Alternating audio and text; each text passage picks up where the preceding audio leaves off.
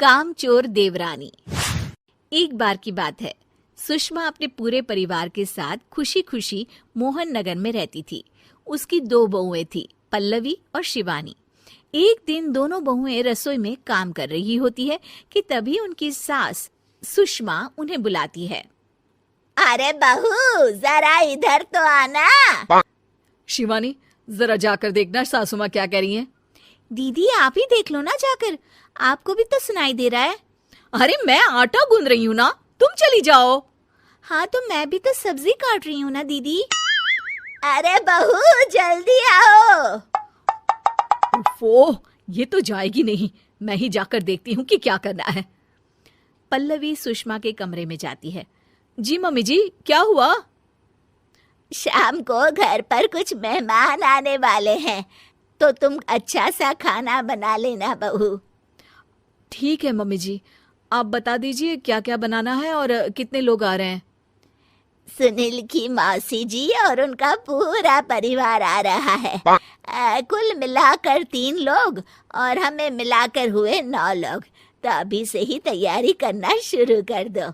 और हाँ, घर की सफाई भी कर देना, हाँ अच्छे से। जी मम्मी जी, सब काम हो जाएगा, आप चिंता मत कीजिए। पल्लवी शिवानी को घर में मेहमान आने वाले हैं इसके बारे में बताती है। क्या 9 लोगों का खाना बनाना होगा, घर की सफाई करनी है? बाप रे, सासू माँ ने तो हमें घर की नौकरानी ही समझ कर रखा है। ऐसा नहीं बोलते शिवानी, हम इस घर की बहू हैं और घर के काम करना हमारा फर्ज है। दीदी तो है ही सासू माँ की चमची, जब देखो सासू माँ सासू माँ। मैं तो इतना सारा काम नहीं करने वाली।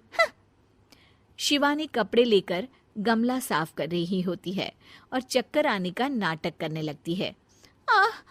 मेरा सर चकरा रहा है। तभी वहां पल्लवी और सासू माँ जाते हैं। अरे बहू, क्या हो गया तुम्हें? मम्मी जी, बहुत तेज सर में दर्द हो रहा है। तुम एक काम करो शिवानी, आराम कर लो। नहीं नहीं दीदी, घर में मेहमान आने वाले हैं, मुझे आपकी मदद करनी चाहिए। अरे कोई बात नहीं शिवानी, तुम आराम कर लो, मैं सब काम कर लूंगी। ठीक है दीदी, अगर आप इतना कह रही हैं तो आराम कर लेती हूँ। शिवानी आराम से अपने कमरे में मैगजीन पढ़ रही होती है। इसे कहते हैं आराम की जिंदगी। इतना सारा काम। चलो, सारा काम खत्म हो गया, शिवानी को देख आती हूँ। शिवानी अपने कमरे में ईयरफोन में गाने सुनते सुनते सो जाती है और उसके साइड में मैगजीन भी रखी होती है। पल्लवी वहां आ जाती है और वो सब देखती है। ओहो, तो मतलब सब काम चोरी का बहाना था। अभी बताती हूँ इसको। घर का सारा काम मुझे करना पड़ा और ये महारानी यहाँ मैगजीन पढ़ रही है, गाने सुन रही है।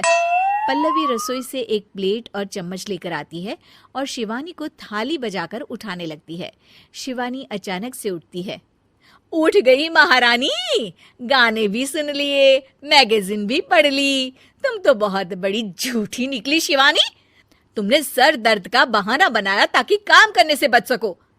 हाँ बनाया बहाना, तो क्या करती, इतने सारे काम करती। मुझे कोई शौक नहीं है चापलूसी का। क्या चापलूसी? तुम्हें लगता है कि मैं सारे काम चापलूसी के लिए कर रही हूँ? और नहीं तो क्या। तभी वहां सासू माँ आ जाती हैं। अरे बहू, वो लोग बस आने ही वाले हैं, तुम तैयारियां कर लो। जी सासू माँ, तुझे तो मैं बाद में देखती हूँ। सब खाना खाने बैठते हैं और खाना शुरू करते हैं। तभी सुनील की मौसी बोलती है। वाह भाई वाह, खाना तो बहुत ही अच्छा बना है सुषमा जी, एक एक चीज में क्या स्वाद है। ये सुनकर शिवानी मुंह बना लेती है। उसे अपनी जेठानी की इतनी तारीफ रास नहीं आती।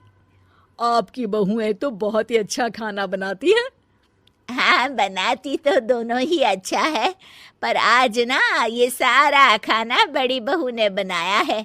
छोटी बहू की तबीयत ठीक नहीं थी, सो इसलिए।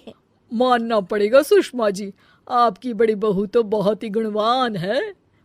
पल्लवी की तारीफ सुनकर शिवानी को जलन होती है।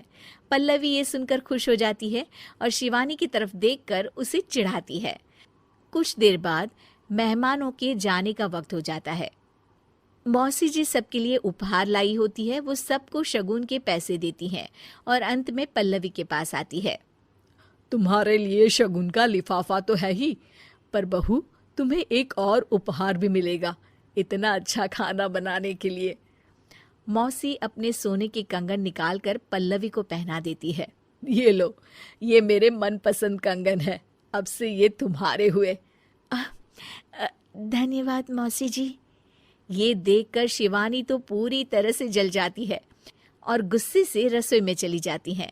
तभी वहां पल्लवी आ जाती है और उसे अपने कंगन दिखाने लगती है। देवरानी जी, अब आपका सर दर्द ठीक तो है ना? मुझे लगता है कि अब सर दर्द शुरू हो गया होगा आपका।